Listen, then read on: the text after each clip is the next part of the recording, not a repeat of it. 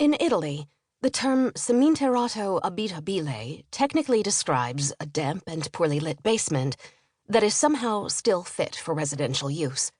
This description perfectly matched my first flat in Rome. Nevertheless, on a morning some 30 years ago, its usual moldy scent had to briefly make way in order to pass one final test: my mother's inspection. My flat passed with flying colors, and my mother and I hopped in a cab to the nearby studios of Rai Uno, where she was to sit for an interview, the first of a tightly packed UNICEF Italy schedule, one that would jumpstart the project to entrust 7,000 mayors of the world's largest cities with the protection of children's rights. By the end of the day, I, having only chaperoned Audrey Hepburn from one meeting to another, was frankly exhausted, while she was as crisp as her garden's roses in Switzerland. "How do you manage?" I asked her. She said, "Lucchino, this is my work, and it's so important. But let's talk about you. You must know that I was really moved to see you in your first ever flat. It's so important. It's the beginning of your life, of your independence. It may be small and smelly. Damn, she got me. But it's a place and time you will never forget." Most people define my mother by her physique, her acting skills, her sense of fashion, all neatly tied up by grace and kindness.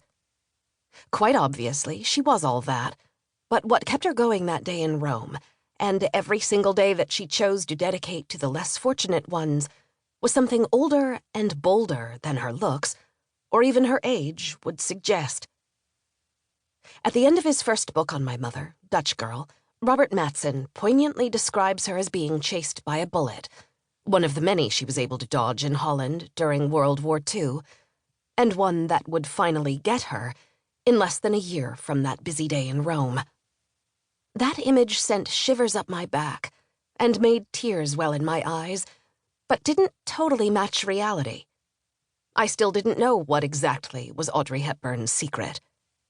What was the drive that got her out of that rose garden and into the dry hell of East Africa?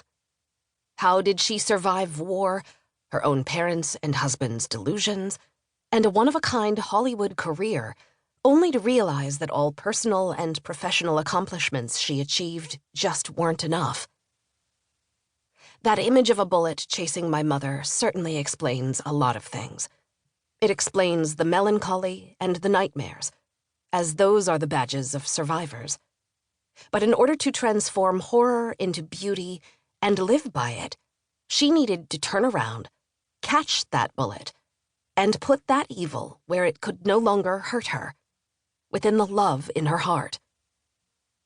My mother chose to become a soldier wrapped up in a uniform of grace and kindness, a soldier that makes time to visit her troops in the seminterrato and praise it like Versailles, before jumping on to the next mission.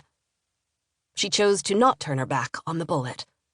In facing it, in confronting it, she became a warrior. Luca Dotti, Rome, December 2020.